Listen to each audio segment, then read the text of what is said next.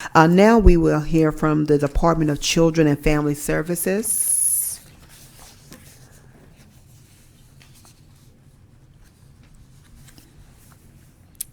Good morning, ladies. Good morning. Thank you so much for being with us. I miss our secretary today. I'm going to just say hello, She's Madam right Secretary. here I know in she her has a lot heart, going she's on. We're right trying to here. get a lot of things done. Yes. So I appreciate you guys taking out the time to be here today. Thank you, thank you, thank you. And you can just introduce yourselves and get started. Thank you, Senator Barrow, Madam Chair, and members. My name is Terry Ricks. I'm the Deputy Secretary of the Department. And as Senator Barrow was saying, you guys know the Secretary. If there was any way that she could be here, she would be here. So we come bearing her heart, we hope, and wanting to give you an overview as requested. I wanted to say that the Secretary has kept child welfare at the top of her agenda. And so I've asked, and the Secretary asked Dr. Hodnett to come and actually take most of the time this morning. But before I ask her to take over, I'd like to just remind everyone of the various programs that we have at the department. We certainly are most concerned about children that grow up in families with adults. And I was doing the math on Devin. And Devin is an adult today. Mm-hmm. Devin's ACEs scores did not go away. He got some intervention, but there are many Devins that do not. And so today, Devin might be in my SNAP caseload. Devin might be what someone would consider an ABOD, which we will talk about. And so Devin's devastation doesn't go away. And so when we are talking about adults, let's remember that they were cute children at some time that also had great impacts. And so a lot of the work that we are doing is moving towards the intensive case management that might be more expensive for an adult if they did not get it as a child, but it's still needed. And so as we move forward throughout the session, we will continue to talk to you guys about the TANF programs, the STEP program, work programs that have intensive case management around them so we can provide supports to people while they get training and get on those pathways to prosperity that the Board of Regents is laying out, and that economic development is clear that if we can advance the right types of training to people, that they will get the right credentials, that we can pull the right businesses to Louisiana and retain our businesses so that there will be jobs. And so it is all connected. And so all of our family services work is connected into the work that is going on with economic development, the work that's going on with the Board of Regents, more closely connecting with Louisiana Community Technical College System, et cetera. So we're excited to be able to talk with you about those things. But as you have asked us about the state of children, I want to ask my colleague and friend to take over and give you some thoughts about child welfare this morning. Thank you. Good morning. My name is Rhonda Hodnett, and I'm the Assistant Secretary for DCFS over the Child Welfare Division. I want to start with some good news about some things that are going on in the department that affect children and families. So first of all, with the great leadership of Senator Barrow, last year, as you all know, we passed a new law that extended foster care for youth from 18 to 21. And so today I can tell you that we have 149 youth who are safer, who are getting the support and getting the kinds of services that they need. And I'm very proud to say, Senator Hewitt, I think you'll appreciate this, we have implemented an evidence-based program that is showing some great outcomes. So we're really excited about what's happening with our older youth there. Keep in mind, our goal is always permanency for these youth. So I will really feel like we've succeeded when we don't need an extended foster care program. But today we do, and we're very thankful that it's there for those children. So thank you all for your support of that. The second point I wanted to make about some work that's happening that I think is really exciting and goes to much of the prevention work that you all are talking about very early on. So with the passage of the Families First legislation in 2018, there's an opportunity to draw down prevention dollars for the first time ever from the federal government in the form of 4E dollars. And so a lot to come about that. It's a very complicated process that we'll talk more about when we have more in-depth discussions, but just suffice it to say that there will be an opportunity to draw down federal dollars for prevention. And so one of the things that we are doing now is looking at some of these programs that would be in a pilot phase to see what is really working that we are going to be able to invest in broad scale when we're able to draw those dollars down. So in your packet, you have a flyer about something called My Community Cares. And there's lots of questions I'm sure you'll have about it, but I want you to just understand that vision. So it is a pilot in 4 parishes: Caddo, East Baton Rouge, Livingston, and Rapides, and those were chosen for different reasons, but they all had a significant number of child abuse and neglect investigations and children removed from their homes. And so we zeroed in on not just the zip codes, but down to the neighborhoods where it was most prevalent, and are making a real effort to walk in those neighborhoods and develop community within those neighborhoods. The vision is for children and families in neighborhoods with the highest rate of child abuse and neglect cases to have access to the supports and services they need to be safe, stable, and self-sufficient. And so there's great work going on there, and we're seeing a lot of positives. In fact, just last week I heard about a situation where one of the members of the community there had 4 children in foster care. Previously, 3 of them, her rights had been terminated to 3 of them. She was walking in that neighborhood along with the judge who is leading efforts there, who had, by the way, terminated the rights to some of her other children, with DCFS workers who are part of this work, with community leaders in that neighborhood. And last week, she was able to regain custody of her 4th child that was in foster care. So it is a wonderful opportunity to begin to connect people with what they really need so they can parent their children. So stay tuned for a lot more about that program. The other part of good news is that through some real intensive case management services, we've been able to reduce the number of children in foster care over the past 4 years from 4,400 to 3,700. That's great news for those children that did not have to experience the trauma of being removed from their homes. It comes at the flip side of trying to serve those families in their home, though, which, as you might imagine, is much more intensive when we're having to put the level of services into a home where a child is remaining, yet they're at high or very high risk of repeat maltreatment. So it's a strong effort that we're putting forth with lots of community partners, and we need the types of supports and services that Dr. Zena described to be able to maintain those children in their homes.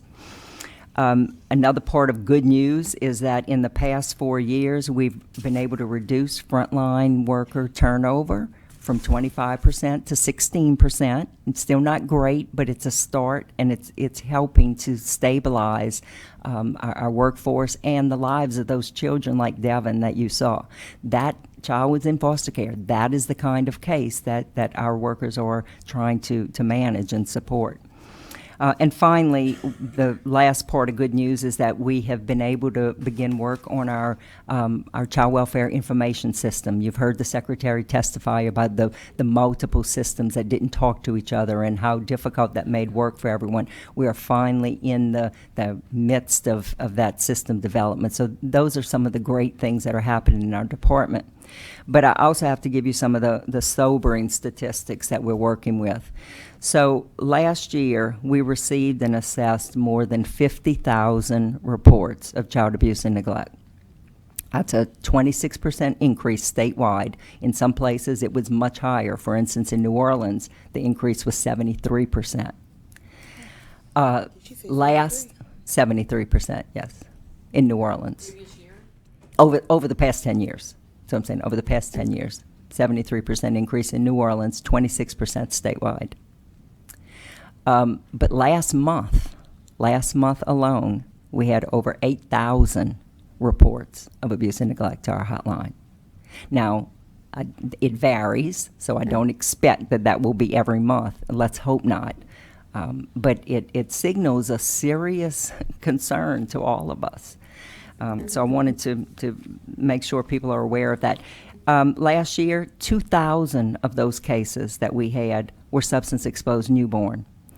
That was an increase in substance-exposed newborns for the 12th straight year.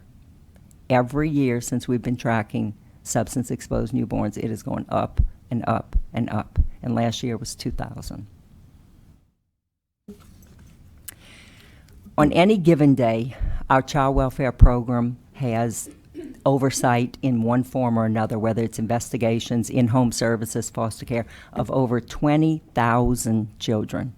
So these are 20,000 children that have been suspected of or have actually sustained abuse and neglect. That is a huge, huge responsibility when you look at the effects of abuse and neglect on these kids. Last year, more than 7,000 of those children were served in foster care for their own safety. So while we're doing a great job in trying to keep those that we can in home, we often can't. And so 7,000 of them were served in foster care. 50% of those are under age 5. So again, a time when we could really make some strong impacts as a state. So they're in our custody on behalf of the state, me and you, and so we all share that responsibility to make sure that they're getting the kinds of interventions that they need. As you know from the testimony of the secretary, we've lost over the past 8 years, we lost 500 staff in child welfare. The caseloads have increased, the complexity of the cases have increased, the expectations from the federal government have increased. What we know about serving families the right way has increased. And so the challenge to really meet that need is just stretched beyond our limits. And I'm very, very concerned about our ability to continue to meet their needs. Our staff experience the secondary trauma every single day of dealing with abuse and neglect, and our rates of FMLA and burnout and turnover reflect that. So we know that if we're going to attract a workforce to this kind of work, and I echo what Dr. Zena said, this is the most exciting, rewarding work you can imagine. I've spent my lifetime in the 30 plus years in this work and wouldn't trade a day of it, but it comes at a cost. And so we really have to make sure that we're doing whatever we can to support our staff. And so finally, I just want to encourage you all to think about the early childhood emphasis that the governor is placing in this session, and that it really is not just early childhood education, but early childhood experiences that really start in the home. And so we are completely supportive of and ask for your support for any resources and consideration to things that will support those children in their homes and our agency in helping to maintain them there. Thank you. Thank you so much, ladies, for such a wonderful presentation. And so you guys know that I refer to you as the heart of state government because you deal with, in my opinion, the most precious cargo, which is the family and the children. Yes. And so the work that you do is incredible. I greatly appreciate it. And I'm just going to cut to the chase because one of the things I do know, because my board is lit, TANF funding that was actually rediverted to other programs.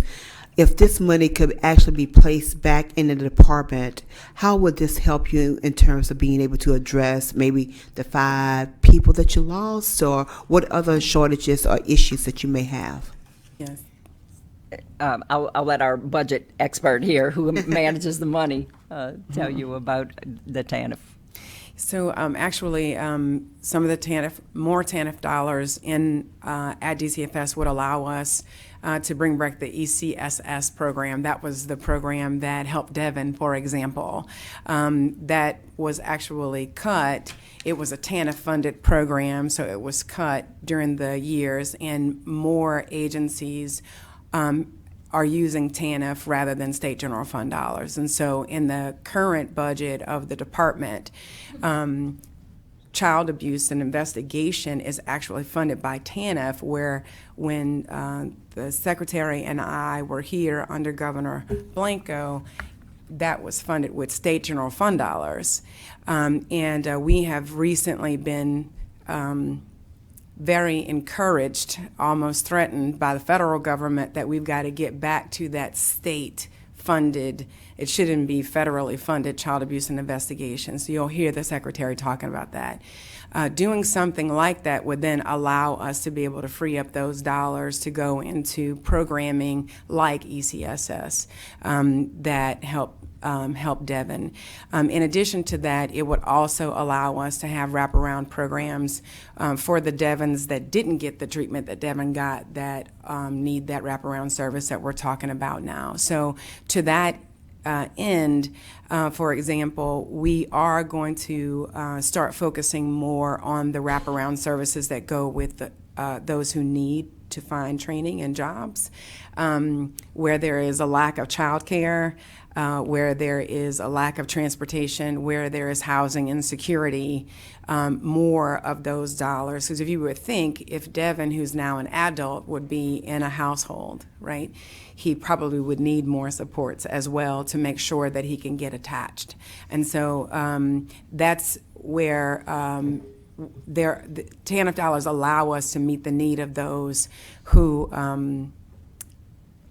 are in need. That's the temporary assistance to needy families, right? And so more TANF dollars allow us to provide more, but we are not in a space where we just want to prop people up forever. We're in a space where we want to wrap around someone until they get to a living wage job and then no longer have to rely on benefits. What we are concerned about, however, is someone who gets a job that's good enough to get them off of benefits, but not good enough to support them. So we are looking at ways to address the benefits cliff, also using TANF dollars. That's wonderful. Do you want to add to that? Okay. Just the ECSS program was very effective for us. Okay, and I'm going to come back after all of my colleagues. Senator Hewitt. Thank you, Madam Chairwoman. So I'm sorry that Dr. Walters is not here, but you all are doing a great job of representing her and helping us to understand some of the challenges in your department.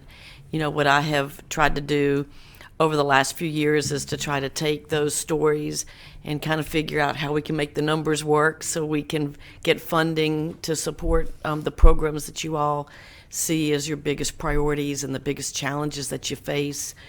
So one of the things that we had been working on over the last couple of years together had to do with the turnover in your staff because your caseloads were so high. Mm-hmm. And so I was a little bit confused by some of the statements that you made earlier, just because I think I misunderstood what you were saying. But tell me how that's going. I mean, you talked about, in one statement, you said we'd stabilize the number of frontline workers, which I thought sounded good, but then you also talked about caseloads were still getting higher, and I was hoping you were going to say that caseloads were getting lower, because I thought that we had given you some significant funding that was either going to allow you, I can't remember, to hire more people or to increase the pace so that you could attract more people, and I don't remember, so help me with that, because I was hopeful that we had made some progress on that.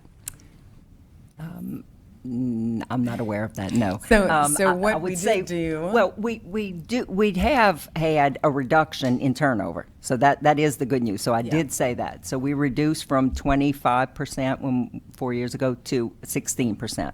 So there has been a reduction in the turnover, and That is good. helps. And my recollection is the number was even in the 40% In some range at places, one point. sure, this in is terms of statewide. turnover. So there are places where it was 40, 50 in one place in particular. But statewide, it's at 16. We just got the numbers for last year.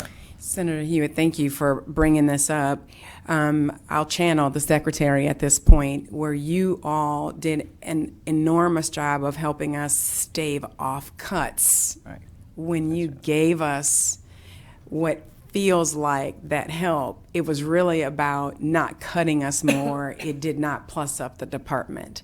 So we actually have not added positions to the frontline staff at the department, not on any part of it. And so the investment that the Secretary has requested over time to put back some of the 500 child welfare alone workers that were lost, we have not done that. Now, there was an increase in funding for extended foster care. So there have been a piece, like we did invest in a new program that was required by the federal government. So we added like 4 or 5 workers for new work that we didn't have before. But we've never added any caseworkers or positions to our regular work in the past 4 years. And so we counted it as a great victory to not have been cut more when we were going through the last 4 years.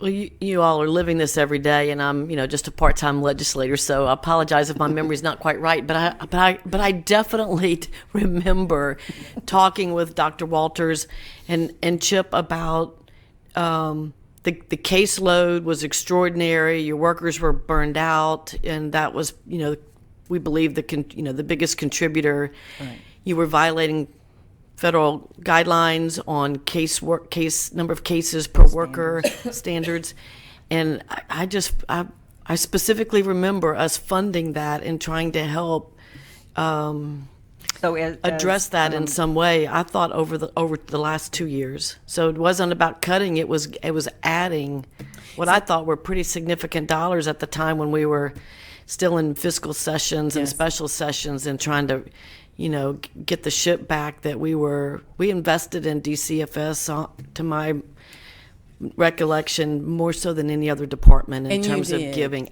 what you were asking. You did. And so I will have to say that the CWIS system, the child welfare system that Renda speaks about, that is actually being crafted currently and we expect to be using in 2021 is a major investment. We believe that it will help the caseworkers do a better job, but it is really, and we can go back and take a look at it, but you will not see our TO have increased.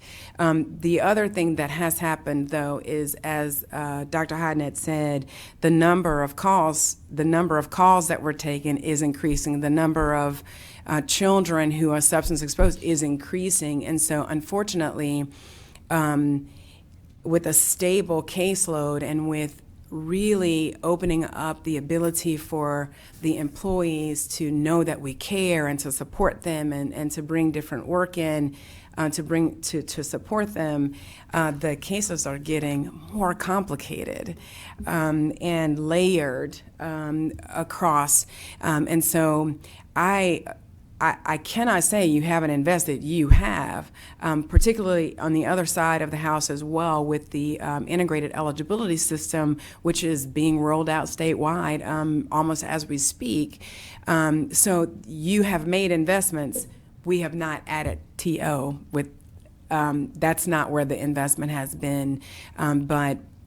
You see Dr. Hodnett, you see the Secretary. The leadership that is brought has really allowed the staff to be able to work better. Mm-hmm. I think that's where you see there's some hope in the leadership here and the leadership with the governor. So there's some reasons that we've slowed down the turnover, but I will tell you that it's way too high still. And it does have to do with the crippling caseloads and the secondary trauma and the need for support. And so you will hear the secretary. She will be asking for more TO. It's not in the current state of the budget, but she's still asking, and she's asking for steps. It's true that we lost 500. She will tell you, give me 50. It costs 3.7. She walks around with a number in her hand and in her heart. $3.7 million for 50 staff that would be in and support the efforts in child welfare. So I'm sorry that it feels like more than it is, and yet I do not want to belittle what we have been given, because we have been given. And I don't mean to imply that, we did that 2 years ago and now we're done. I mean, I'll be the first to admit to you that it was just sort of like the first deposit, and that we have a lot more work to do.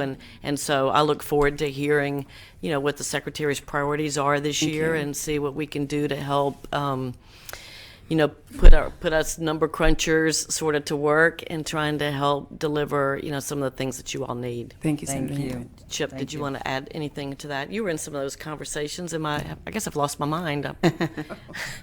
Senator Chip Coulter, Director of Governmental Affairs for the department. And Senator, thank you so much for those conversations and that effort that you put towards this department. I just wanted to add one brief context to it. Sure. Back then, there was this fiscal crisis going on that the legislature on both sides was dealing with. And as applied to us, we were dealing with the loss of the entire SNAP program. Mm-hmm. And that would be the elimination of $1.4 billion in SNAP benefits to retailers to help almost 1/5 of the state help eat. And in that effort, we were having in that context, we were having those conversations, ma'am, and we were very, very grateful that the legislature deemed fit to maintain that program. That was quite an effort just to get the dollars to where, as Deputy Secretary Rick said, we were not cut. But in terms of actually increasing the positions, as they have mentioned, for the frontline child welfare workers that were cut under the previous administration, no, ma'am, that has not been restored. With so the only exception is the extended foster care. Right. So we Right. did. That's I new remember work. that. Yeah, I remember that. Yes. Okay, well, look, y'all point us in the right direction. Thank you. Thank Put us you. to work. Thank Much, you. Senator. Okay. Sincerely appreciate it. Thank you, Madam Chairwoman. Thank you, Senator. Thank you for those comments. And I would just add that we just need to look at really returning those TANF dollars, because I believe that would really begin to plug the hole that we still see. And it's my understanding that across the nation, this is really a stretch, like in every state. And because of the drugs on the streets now, I mean, it is just really and domestic violence. Yeah. It has really increased as it relates to the number of children coming into the foster care system and the stressors on families.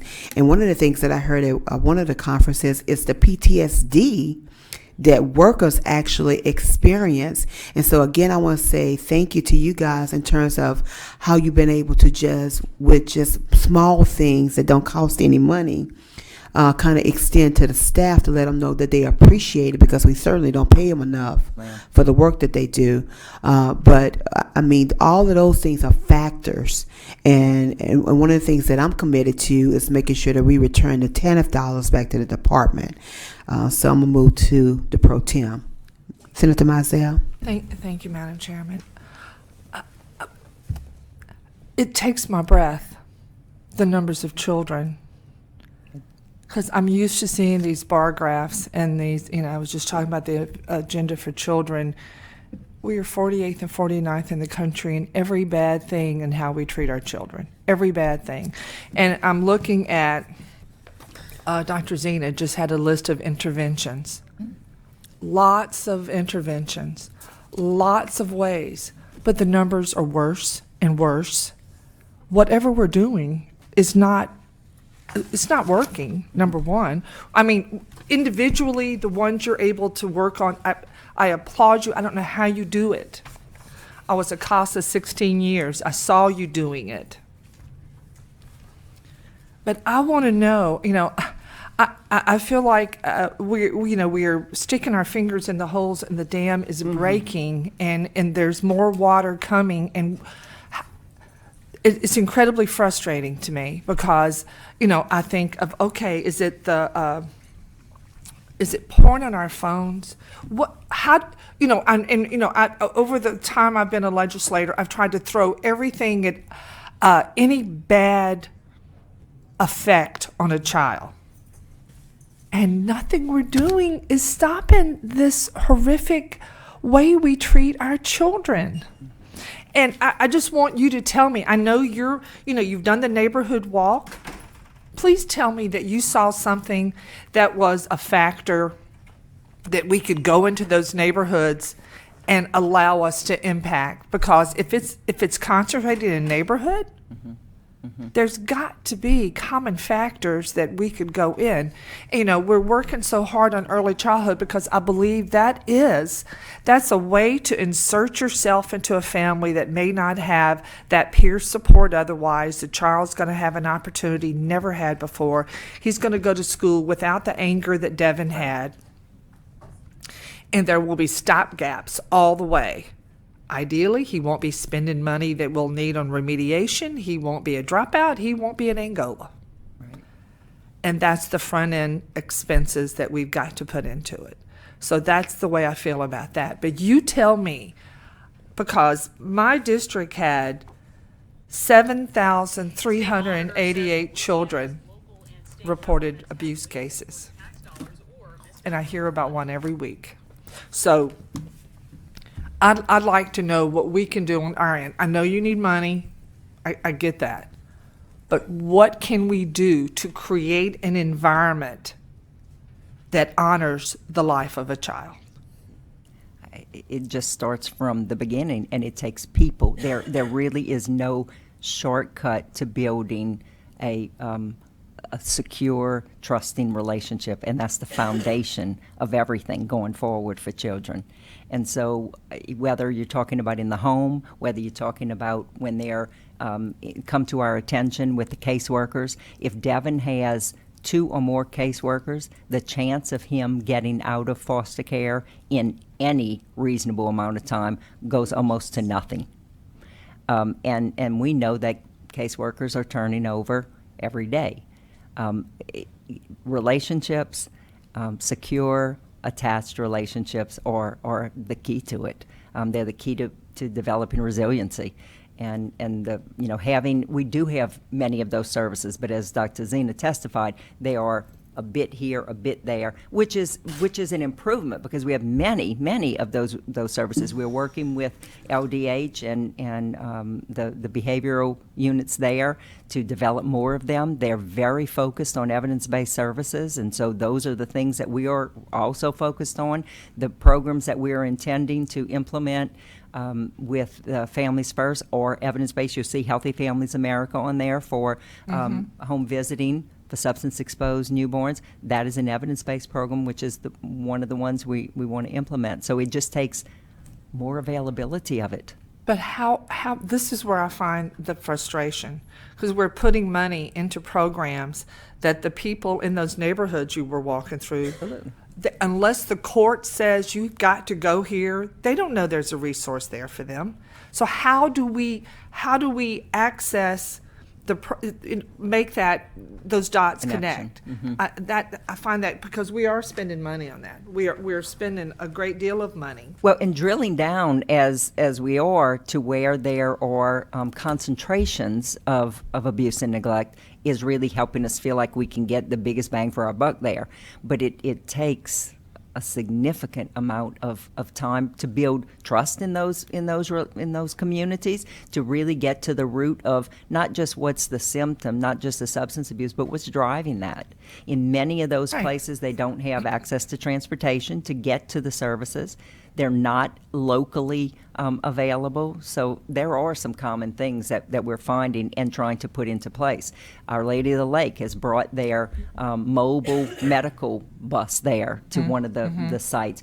Almost, it's over 90% of the children that were screened at a health fair that they did there failed the vision screening. What? Senator Mizell, if I may, I would say one of the things that caught me off guard when I first begin to understand child welfare and our work is that 50% of these children that are coming in because of neglect, which has a deep root into poverty.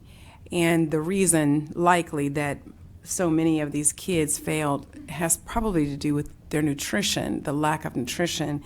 And so for us to honor the children, we have to honor their parents, and we have to bring them opportunity and wrap around them and get them to, something that will actually change the trajectory of that entire family.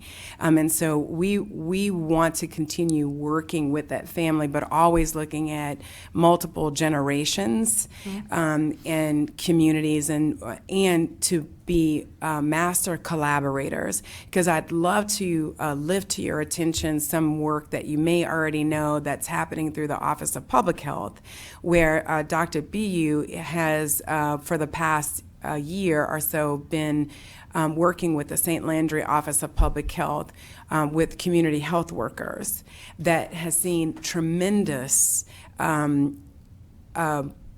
outcomes. It is very similar to what the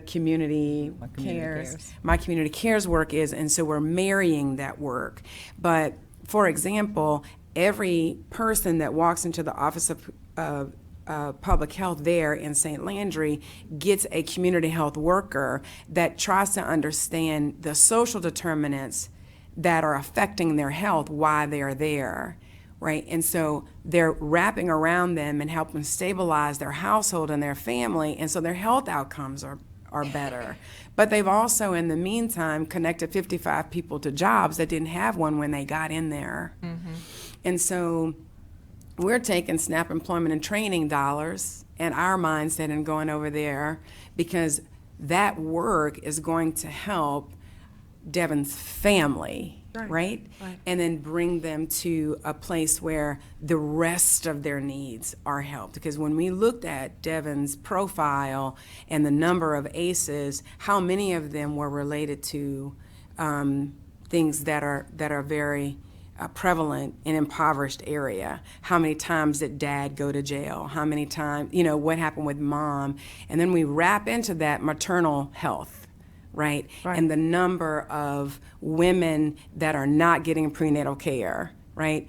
And so there's work being done there. And so what we're trying to do is to be master collaborators and put these things together so that community by community, we will wrap these programs and braid them together and actually help multiple generational households, communities, parishes, regions. And so we're not sitting just in the seat of child welfare. We're sitting with OPH, we're sitting with Board of Regents, we're sitting with LCTCS, and we are looking to make sure that we are lighting the path to prosperity for families, because they are there. Where are the resources? They need to know. So we're trying to figure out where the lights are off to turn them on to get families, because we're all going to be hard pressed to find a family that doesn't want to be successful.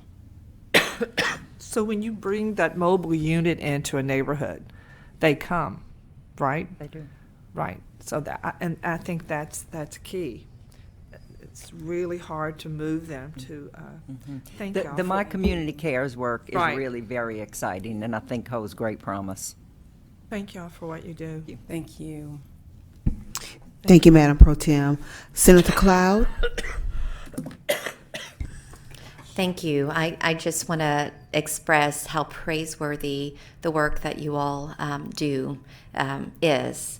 And so I just want to tell a brief story. I'm a mother of 12 and 16, two boys, but I'm 37. I'm not a woman who's afraid to disclose my age. I have a 39-year-old mentally handicapped. Okay.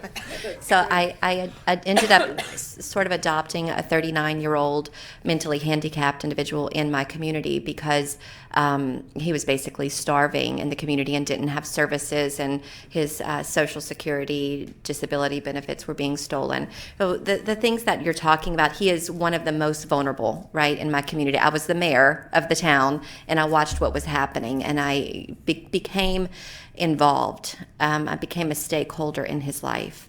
And I still am. He calls me mom. He's got 2 moms now. But what has been really beneficial in that process, and me taking him in, and his quality of life is just soaring now, has been creating a team, like team building. I'm only one person. I'm willing to step out and help a member of my community. I'm a stakeholder in my community. And so what had been beneficial for me is, with the ARC of Louisiana, they have been amazing, instrumental in helping to foster the resources and stand beside me and this individual. And also with the OCDD and Adult Protective and Services. And so we kind of built a team. Yes. And that's what I'm in that team. I'm not out there by myself. Yes. When I have medical professionals to lean on, I have social workers to lean on, I have law enforcement when needed to protect him to lean on. And so my question is, what is being done, like supported decision making? We often see these cases of abuse and poverty as like cyclic in families. And what I know that you're sitting out these frontline workers, and it is emotionally draining, the work that they do. I just can't imagine. I have friends that do this kind of work, and they're out there oftentimes on their own working these cases. And we're throwing state dollars at it, trying to bring some remedy. But like I've done with my son Todd, building a team of medical professionals, educators, social workers, community stakeholders, to come alongside your caseworkers. What have you been doing as far as not just employing one person, but actually getting community involvement and drawing creating a team for supported decision making? Yeah, especially in those situations where the children are actually now staying in home and you guys are their high risk. And so in rural areas, people on the ground in the community that have eyes on the situation, I just want to know what's being done to build those networks. So thank you for that information. And your idea about team is critical. In fact, we have a workforce grant that we are testing out a new intervention in the way child welfare services are delivered, and it's all about teaming and teamwork, and it is showing some really great results early on. It's only in 3 parts of the state, but the early results look very promising. It's really helped with retention. They don't feel so alone. It's helped with their sense of safety. It's helped with their feeling of being overwhelmed with those decisions. So I think you are exactly right that that's what's needed. Unfortunately, it's not as broad as you were describing, could be and should be, and would be a great model for us to implement. There are some multidisciplinary teams in different places, but not exactly what you're describing. We rely heavily on faith-based communities that really have stepped up in many places and implemented programs like the Open Table that you may be familiar with, which is exactly what you're describing. This team that walks alongside. Right now we're using it for older youth who would be exiting foster care, or families who are in our family services department. And so it wraps around with a whole team of people to help them walk through. Now it's small scale, but it's growing, and so we're relying on faith-based community in a large way to play that role. Well, I would like to be a help in helping to create a model such as this, because there are people within communities that are willing to do this kind of work for free, because these are children that they're seeing every day, and they want to help. So this wouldn't take tax dollars to employ. It could be a tax savings, actually, and the outcomes could be, the fruit that comes from a program like this being successfully, put into place could be enormous. Right. That open table model has been really great, and it's in the Covington area is where it's most prevalent, and they're really seeing some incredible stories come out of that. Yeah, and certainly the First Lady's efforts around Louisiana Fosters, Yes. where there's a lot of work being done to unite organizations of all sorts, faith-based and other, that want to help contribute. That has also increased greatly over the past several years, where community organizations and individuals, just as you mentioned, are really willing to step up and help. Having them cataloged so that we know where they are.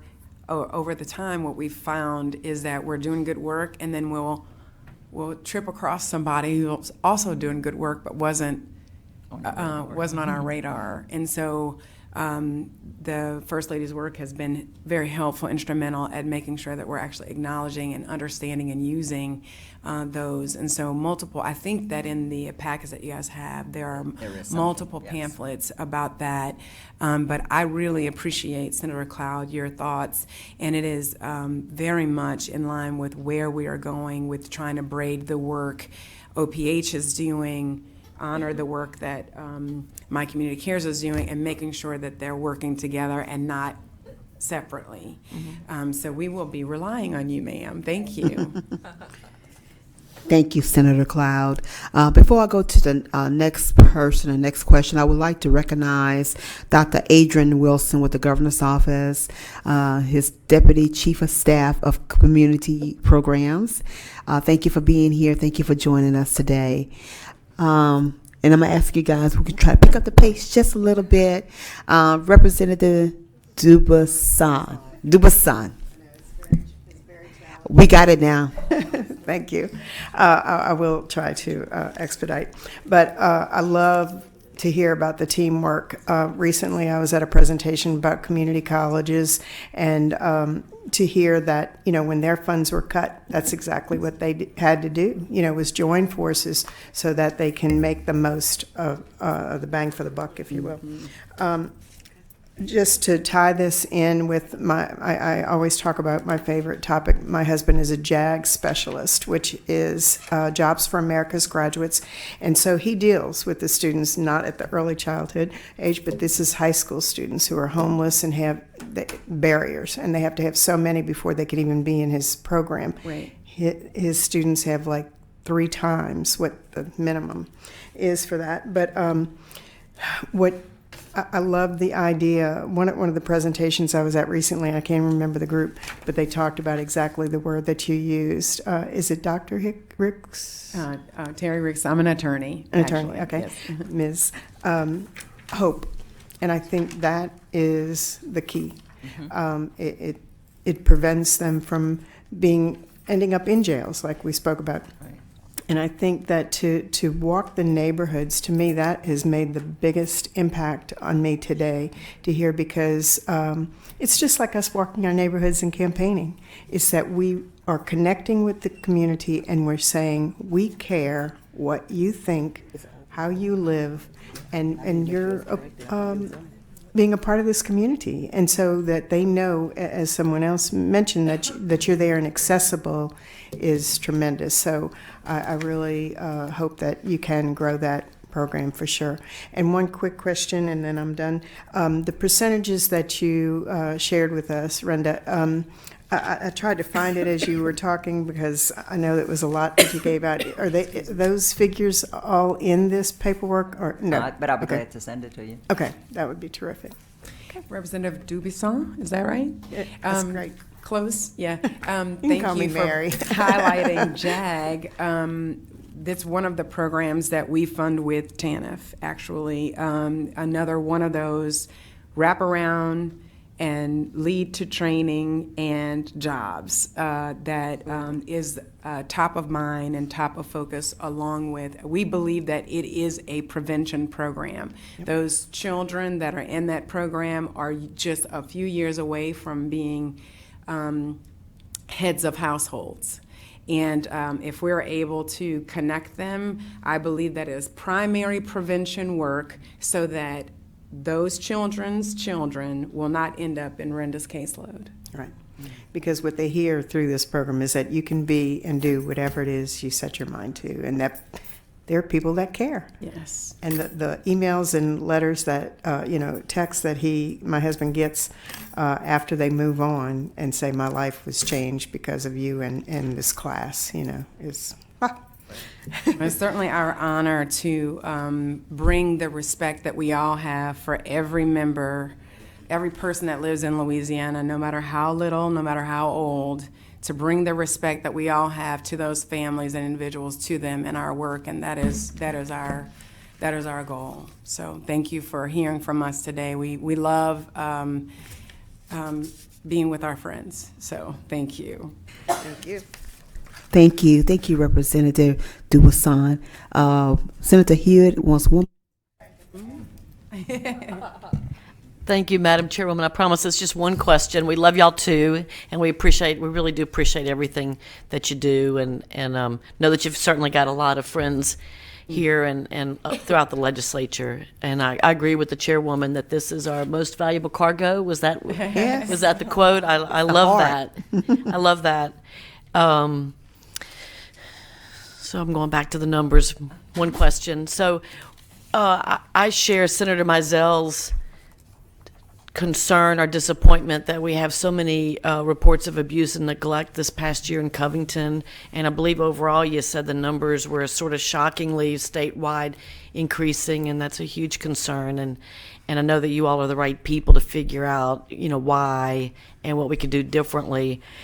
But when I look at all the regional data in the packet that you gave us in terms of all the different services that you're delivering and the number of full-time jobs that you have in all the different regions, I look at things kind of like cases per staff person, kind of services, dollars per person, or children per person, those kinds of things.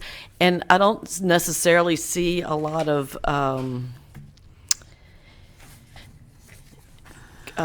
consistency, for lack of a better word, in terms of the staffing resources that we have relative to the number of cases in the different regions. There seems to be some disparity to me when you look at it. I'm sure there's 1,000 different ways to slice it, and of course I'm just looking at one big bucket of numbers, and I understand you have staff people who do different things, and so you can't look at it as ballpark as I'm looking at it, but do y'all look at that? And if we were able to add, staffing resources or dollars, I guess my ask would be that we look at those kinds of things on the regional level and look at where we target, the areas where maybe we're a little more under-resourced, and try to get more resources into some of those areas. Absolutely. And I know that Dr. Hodnett could talk about this for a long time, but some of the work that we're doing right now with the workforce grant is actually helping us to look at how we set up the workforce such that one of the things that we lost was the ability for a caseworker to have an assistant, so that the caseworker herself, who should be making very good decisions and helping a child, may not have to shop for the child, right, or go to McDonald's, save or them for the things that they're uniquely qualified Correct. to do. And so some of that would be pulled into there, what we have learned.